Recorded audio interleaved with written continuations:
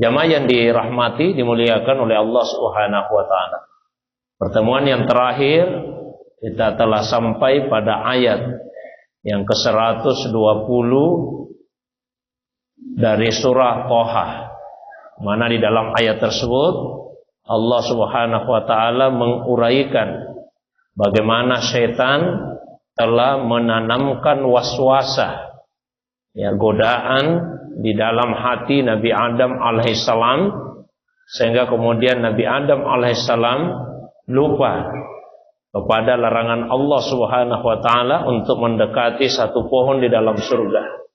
Beliau kemudian melanggar larangan tersebut, maka yang terjadi adalah kemudian beliau bersama dengan istrinya Hawa memakan buah dari pohon tersebut. Maka di ayat yang ke-121 Allah Subhanahu wa taala kemudian menegaskan, fa'akala minha fabadat lahuma sawatuhuma wa tafika yahsifani alaihima min warakil jannah wa asa adamu rabbahu faghawa. Maka keduanya kemudian memakan buah dari keduanya, buah dari pohon itu. Lalu tampaklah aurat dari keduanya, sehingga mulailah mereka berdua berusaha untuk menutupi aurat itu dengan daun-daun yang ada di dalam surga. Nah, di ujung ayat, wa asa adamu rabbahu faghawa. Asa Adam, Nabi Adam kemudian melakukan pelanggaran. Pelanggaran yang dimaksud di sini tentu bukan pelanggaran syariat, bukan pelanggaran agama, karena ketika itu belum ada syariat. Tapi pelanggaran yang dimaksud yaitu pelanggaran atas larangan Allah untuk mendekati pohon di surga. Begitu juga kata fagawa. Biasanya di terjemahan Al-Quran, fagawa itu diterjemahkan dengan tersesat.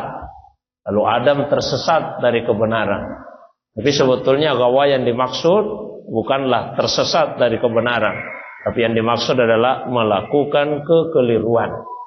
Nabi Adam melanggar larangannya Allah sehingga dia dipandang melakukan kekeliruan, tapi bukan sampai tersesat. Nah, kita lanjutkan pada ayat 122. Allah SWT berfirman, A'udzubillahi minasyaitonirrajim. Summa ijtabahu rabbuhu fataba alaihi wahada. Lalu kemudian Allah Subhanahu wa taala menghimpun dan memilihnya. Fataba alaihim. Lalu Allah Subhanahu wa taala kemudian menerima taubatnya, wahada, dan memberinya petunjuk. Ada 3 perbuatan dari Allah Subhanahu wa taala untuk Nabi Adam alaihissalam yang disebutkan pada satu ayat ini. Perbuatan yang pertama ijtabahu, yang kedua taba alaihi, dan yang ketiga hada. Yang pertama ijtabah. Ijtabah artinya menghimpun dan memilih. Jadi Allah SWT kemudian menghimpun Nabi Adam dan memilihnya. Maknanya apa? Seakan-akan sebelum ini terjadi, maka pikiran dan hati Nabi Adam alaihissalam itu masih bercaban-caban kemana-mana. Lalu Allah SWT kemudian menghimpun pikirannya, menghimpun hatinya, sehingga setelah kejadian itu Nabi Adam hatinya hanya fokus kepada Allah Subhanahu wa ta'ala. Maka ia termasuk dalam golongan yang mukhlasin, yang diikhlaskan, yang dipilih oleh Allah Subhanahu wa ta'ala. Kemudian perbuatan yang kedua, taba alaihim. Taba alaihim. Kalau diterjemah harfiah, taba artinya bertaubat. Bertaubat. Nah, meskipun kemudian untuk menghindari kesalahan pemahaman, taba itu kemudian ketika disandarkan kepada Allah diterima, Allah menerima taubat. Sama misalnya dengan firman Allah SWT di dalam Al-Quran. Bismillahirrahmanirrahim. Idza jaa nasrullahi wal fath wa ra'aitan nasa yadkhuluna fi dinillahi afwaja fasabbih bihamdi rabbika wastaghfir innahu kana tawwaba. Innahu kana tawwaba.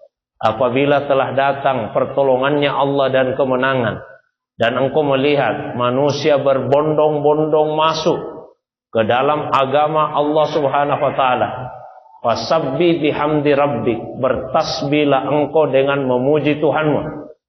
Ya. Wastaghfir, dan minta ampunlah. Innahu kana tawwaba, sesungguhnya Allah itu tawwaba. Kalau diterjemahkan harfiah, innahu kana tawwaba, sesungguhnya Allah maha bertaubat. Tapi karena pemahaman di dalam pikiran kita, bertaubat artinya menyadari kesalahan, sementara Allah tidak mungkin melakukan kesalahan, maka kemudian biasa diterjemahkan Allah maha menerima taubat. Sebetulnya kalau kita kembalikan kepada makna asal tidak ada masalah kalau dikatakan Allah itu maha bertaubat. Karena kata tawab, fi'ilnya itu taba. Taba artinya kembali. Ketika ada seorang hamba yang melakukan dosa, maka ia menjauh dari Allah Subhanahu wa ta'ala. Ketika seorang hamba menjauh dari Allah, Allah pun menjauh darinya. Lalu ketika hamba yang menjauh tadi dari Allah karena maksiatnya, dia menyadari kesalahannya, lalu ia bertaubat. Taubat dalam arti kembali kepada ketaatan. Maka Allah yang tadinya jauh darinya juga kemudian kembali kepada hamba itu. Nah, itulah yang dimaksud Allah maha bertaubat. Artinya Allah maha kembali kepada hamba-hambanya yang kembali kepadanya. Sama dengan ayat ini. Fataba alaihi. Allah bertaubat kepadanya. Maksudnya Allah kembali kepada Nabi Adam alaihissalam. Meskipun sekali lagi untuk menghindari kesalahpahaman, biasanya diterjemahkan Allah menerima taubatnya. Taubat dalam arti kembali. Nah, Allah Subhanahu wa ta'ala bertaubat dalam arti kembali kepada Nabi Adam alaihissalam itu di awal dan di akhir. Di awal yaitu dengan menanamkan di dalam hati Nabi Adam rasa penyesalan atas pelanggarannya. Jadi begitu ditanamkan di dalam hati Nabi Adam rasa penyesalan, itu artinya Allah SWT bertaubat kepadanya, kembali kepadanya. Lalu Nabi Adam alaihissalam kemudian menyadari kesalahannya. Dia kemudian meminta pengampunan kepada Allah SWT, Allah terima. Nah, di ujungnya Allah kemudian menerima taubatnya. Begitu juga kita ini manusia. Kalau kita melakukan kesalahan, melakukan maksiat, melakukan pelanggaran, ya, lalu kemudian Allah tanamkan dalam hati kita rasa penyesalan. Karena sebetulnya yang menganugerahkan, mengilhamkan ke hati itu kesadaran bahwa kita telah berbuat dosa itu Allah Subhanahu wa ta'ala juga. Nah, lalu setelah dianugerahkan dalam hati kita rasa penyesalan, kita kemudian bertaubat kepada Allah. Maka di ujungnya kemudian Allah menerima taubat kita lagi. Sehingga bahasa ulama kita itu mengatakan taubat hamba ada di antara dua taubat Allah. Jadi taubat hamba ada di antara dua taubat Allah. Taubat Allah yang pertama yaitu dengan menanamkan rasa penyesalan di hati. Taubat Allah yang kedua yaitu dengan Allah menerima. Ya, Allah menerima taubat dari hambanya yang melakukan perbuatan dosa tersebut. Allah mensifati dirinya dengan nama Tawwab. Tawwab. Pola kata seperti ini menunjukkan makna mubalaghah dan menunjukkan tikrar, pengulangan. Berarti Allah berulang-ulang menerima taubat hamba. Sehingga sekalipun ada dosa yang dilakukan berulang-ulang, tapi setiap kali hamba yang melakukan dosa itu bertobat, Allah tetap menerima taubatnya. Ya. Hari ini kita melakukan dosa, kita bertobat. Beberapa hari kemudian kita lakukan dosa itu lagi, kita bertobat. Allah tetap menerima. Beberapa hari kemudian kita melakukan dosa yang sama, kita bertobat. Allah tetap menerima. Maka Allah SWT mensifati dirinya sebagai tawwab. Karena manusia pun juga berkali-kali bertaubat. Di Quran disebutkan, Innallaha yuhibbut tawwabina wa yuhibbul mutatahhirin. Sesungguhnya Allah menyukai at-tawwabin, hamba-hamba yang berkali-kali bertaubat, berkali-kali bertaubat. Dan Allah juga menyukai hamba-hamba yang benar-benar berusaha mensucikan dirinya. Jadi ayat ini juga sekaligus menanamkan di hati itu raja, pengharapan yang besar kepada Allah. Meskipun dosa berulang-ulang dilakukan, asal kita mau tobat, maka berulang-ulang pula Allah Subhanahu wa ta'ala akan menerima taubat dari hamba itu. Nah, yang ketiga yang Allah Subhanahu wa taala anugerahkan kepada Nabi Adam alaihissalam, wahada. Allah kemudian memberikan hidayah, memberikan petunjuk kepadanya. Petunjuk Allah kepada manusia ada 4 levelnya, ada 4 tingkatannya. Hidayah yang paling rendah namanya hidayah garisa, hidayah naluri. Hidayah ini Allah anugerahkan bukan hanya kepada manusia, tapi juga kepada binatang. Seperti misalnya hidayah garisa. Kalau perut saatnya diisi, pasti ada hidayah yang Allah kirimkan kepada kita. Dikirimkan rasa lapar. Rasa lapar itu hidayah Allah. Kita tidak bisa membayangkan kalau manusia tidak lagi diberikan rasa lapar. Dia tidak akan tahu kapan saatnya perut ini mau diisi. Nah, hidayah ini paling rendah. Dikaruniakan bukan saja kepada manusia, tapi juga kepada binatang. Binatang pun tahu kapan saatnya perutnya diisi. Ketika saatnya mata itu dipejamkan, Allah berikan hidayah. Dikasih kita rasa ngantuk. Hidayah seperti ini juga Allah anugerahkan kepada binatang. Dianugerahkan rasa ngantuk. Nah, hidayah yang kedua yaitu hidayah yang berupa hawas. Hidayah yang berupa indera. Diberikan kita hidayah mata untuk melihat. Diberi kita hidayah telinga untuk mendengar. Diberikan kepada kita hidayah penciuman dan seterusnya. Nah, lalu di atas hidayah indera itu adalah hidayah akal. Dengan akal itulah kemudian manusia mampu berpikir. Nah, hidayah akal ini yang tidak diberikan kepada binatang. Nah, tapi di atas hidayah akal masih ada lagi, yaitu hidayah wahyu. Karena akal bagaimanapun kecerdasannya tetap punya keterbatasan. Akal manusia tidak akan mampu menjangkau hal-hal yang bersifat gaib. Nah, hal-hal yang bersifat gaib itu hanya bisa diketahui melalui pemberitaan dari Allah Subhanahu wa taala. Itulah yang dinamakan wahyu. Jadi ini 4 level hidayah. Hidayah naluri, hidayah indra, hidayah akal, dan hidayah wahyu. Jamaah yang dimuliakan Allah SWT. Qala, Allah SWT kemudian berfirman, ihbita minha jami'an. Turunlah kalian berdua semuanya dari surga ini. Nah, jadi ini menunjukkan kepada kita bahwa setiap pelanggaran pasti ada konsekuensinya. Setiap pelanggaran yang dilakukan oleh manusia ada konsekuensinya. Ada akibat buruk yang akan dia terima. Begitulah Nabi Adam ketika melakukan pelanggaran, meskipun sekali bukan pelanggaran syariat, tapi melanggar larangan Allah SWT, ada konsekuensinya. Apa itu? Ihbita, turunlah. Turun ini ada yang memaknai secara makan, secara tempat. Dari tempat yang tinggi ke tempat yang rendah. Ada juga yang memaknai makanan, kedudukan. Nah, turunlah, artinya derajatmu kemudian menjadi turun. Ya, jadi ketika ada orang yang berbuat dosa, maka secara tempat boleh jadi dia tidak turun. Kita tidak dihukum pas secara tempat. Ya, tapi manusia itu tetap akan mendapatkan efek dari perbuatan dosanya, itu turun makanannya, turun makamnya, kedudukannya di sisi Allah Subhanahu wa taala. Ba'dukum li ba'din adu. Sebagian kalian akan menjadi musuh bagi sebagian yang lain. 2 tafsir ulama kita. Siapa yang dimaksud sebagian menjadi musuh bagi sebagian yang lain?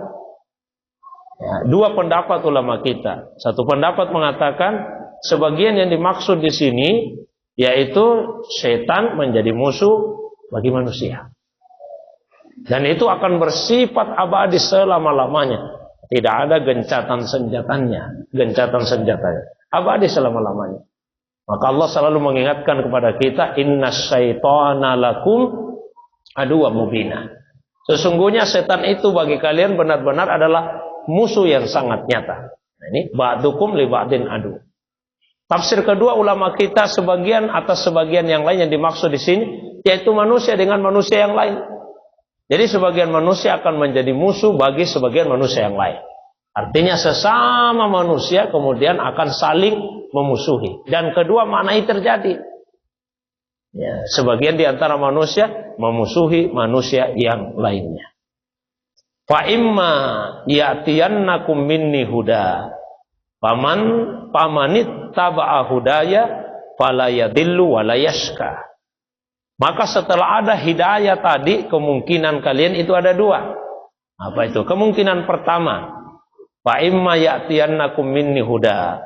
Kemungkinan yang pertama, ketika datang hidayah dari Allah Subhanahu wa taala tersebut, lalu kalian ittaba'ah, mengikuti sungguh-sungguh. Itu kemungkinan pertama. Manusia sungguh-sungguh mengikuti hidayah Allah. Yaitu hidayah yang berupa akal dan wahyu. Ya. Kalau itu yang dia lakukan, fala yadhillu wa la yashqa.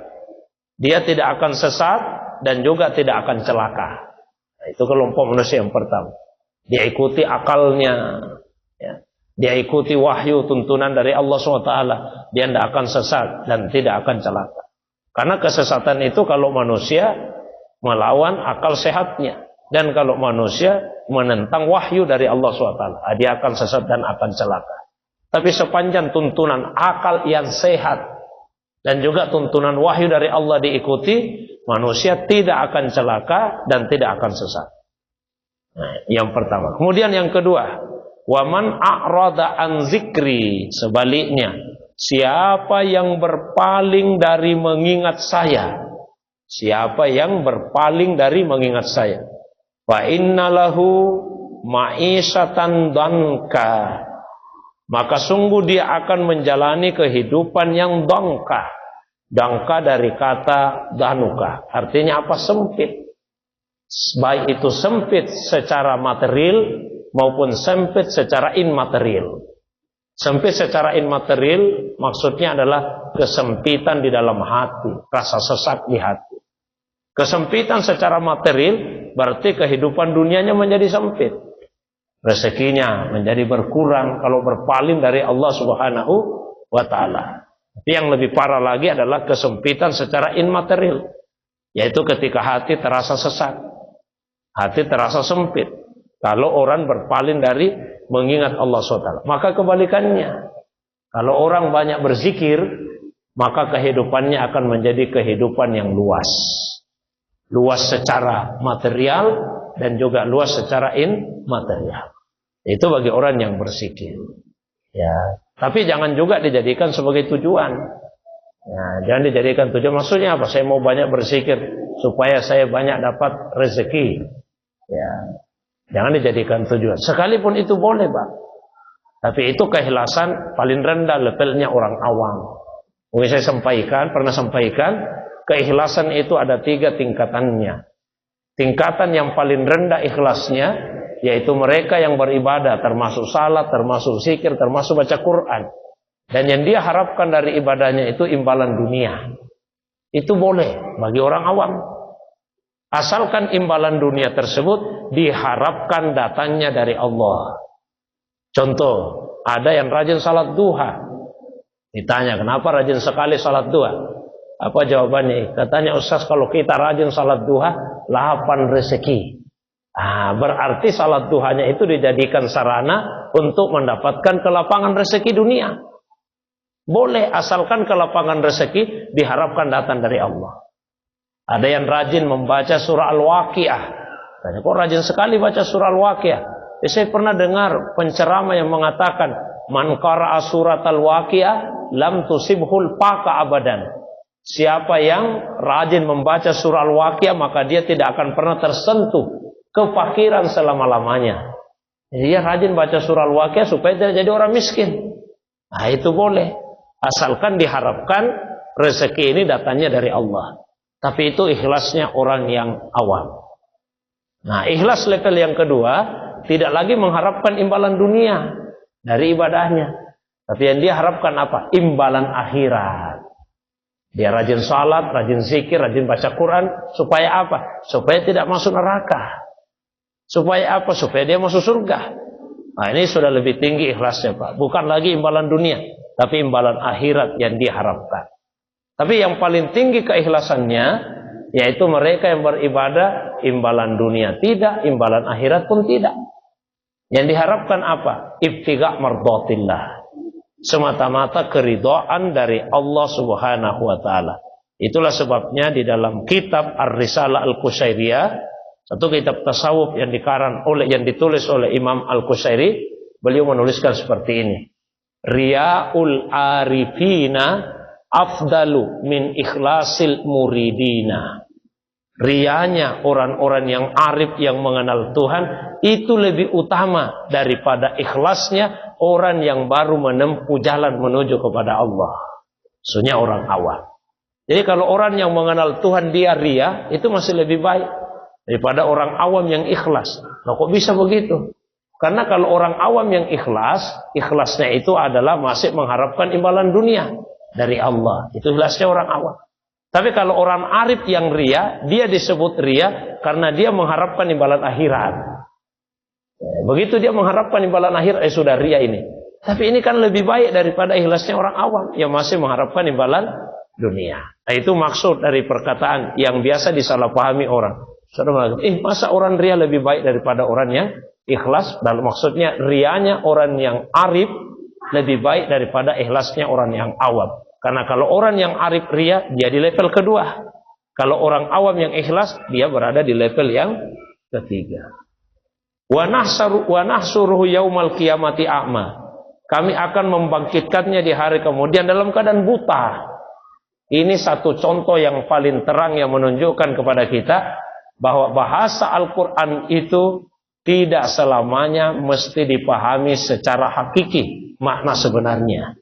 Tapi ada banyak sekali bahasa majasi di dalam Al-Quran. Pernah ada dialog bahkan perdebatan antara dua ulama. Yang satu berpegang teguh bahwa semua ayat-ayat Al-Quran, kosakata Al-Quran mesti dipahami dengan makna zahir. Mesti dipahami dengan makna zahir. Sementara ulama yang kedua mengatakan tidak. Ada ayat yang tidak boleh dipahami dengan makna zahir. Mereka berdebat. Nah, kebetulan ulama yang berpendapat bahwa semua ayat mesti dipahami dengan makna zahir, itu matanya buta, tidak bisa melihat. Maka kata ulama yang kedua, seandainya pendapatmu benar bahwa semua ayat mesti dipahami dengan makna zahir, kalau seperti itu maka sungguh celakalah kamu. Kenapa demikian? Ya, karena di Al-Quran ada ayat yang mengatakan man kana fi hadhihi dunya a'ma fa huwa fil akhirati a'ma wa adallu sabila. Siapa yang di dunia ini buta, maka di akhirat dia juga akan buta. Berarti rugi sekali kamu nih, di dunia buta, di akhirat buta lagi. Kata ulama satu, bukan buta itu yang dimaksud. Yang dimaksud buta mata hatinya. Kata ulama kedua, berarti tidak semua ayat Quran itu dipahami dengan makna zahir. Ya, jadi ketika disebut misalnya di ayat ini, wa nahsuruhu yaumal qiyamati a'ma. Kami bangkitkan dalam keadaan buta. Ya, bukan berarti buta mata kepalanya. Termasuk di dunia kalau dikatakan buta di dunia, bukan berarti yang dimaksud adalah buta mata kepalanya, tapi yang dimaksud adalah buta mata hatinya. Jamaah yang dirahmati, dimuliakan oleh Allah Subhanahu wa taala. Kemudian yang berikutnya, qala rabbi lima hasyartani a'ma wa qad kuntu basira. Ya.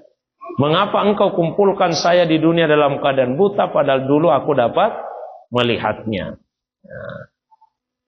Ya, ini pertanyaan orang yang ingkar pada Allah SWT kepada Allah SWT. Maka Allah kemudian menjawab, qala kadzalika atatka ayatuna panasita wa kadzalikal yauma tunsaya. Begitulah, karena waktu kamu hidup di dunia kamu lupa ayat-ayat kami.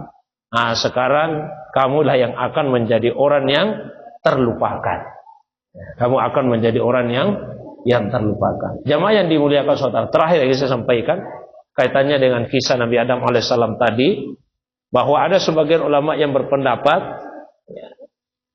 Allah SWT menganugerahkan kepada Nabi Adam alaihissalam rasa penyesalan dan sekaligus menganugerahkan bacaan yang dibaca oleh Nabi Adam, yaitu Rabbana zalamna anfusana wa illam taghfir lana wa tarhamna lanakunanna minal khasirin. Tuhan kami, sungguh kami telah menzalimi diri kami, dan jika Engkau tidak mengampuni dosa kami, tidak mencurahkan kasih sayangmu kepada kami, kamilah manusia yang rugi di dunia, menderita di akhirat. Nah, tapi di hadis juga ada penjelasan tambahan.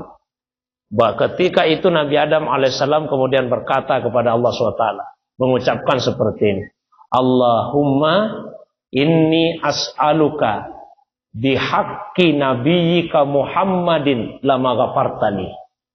Ya Allah, saya meminta kepadamu dengan haknya nabimu Muhammad sallallahu alaihi wasallam agar engkau mengampuni saya. Jadi Nabi Adam bertawassul kepada Nabi Muhammad sallallahu alaihi wasallam. Ya, Nabi Adam meminta kepada, ya Allah, dengan hak nabimu Muhammad, ampuni dosaku. Allah kemudian bertanya, wa kaifa arafta Muhammadan? Bagaimana caranya kamu mengenal Muhammad? Kamu tahu Muhammad? Kata beliau, ketika engkau menciptakanku ya Allah, saya dongakkan kepalaku, maka saya melihat ya, ala qawaimil arsy, di tiang-tiangnya aras, semua tiang-tiang aras itu bertuliskan kalimat la ilaha illallah Muhammadur Rasulullah. Maka saya yakin pasti Muhammad ini adalah makhlukmu yang paling mulia, karena namanya kamu sandingkan, kamu gandengkan dengan namamu ya Allah. Maka Allah SWT kemudian menjawab, benar, dia adalah hambaku yang paling mulia. Maka dengan kemuliaannya saya ampuni dosamu. Nah, itulah salah satu dalil tentang disyariatkannya tawassul, berdoa kepada Allah dengan menjadikan Nabi Sallallahu Alaihi Wasallam sebagai wasilah, sebagai perantara di dalam doa tersebut.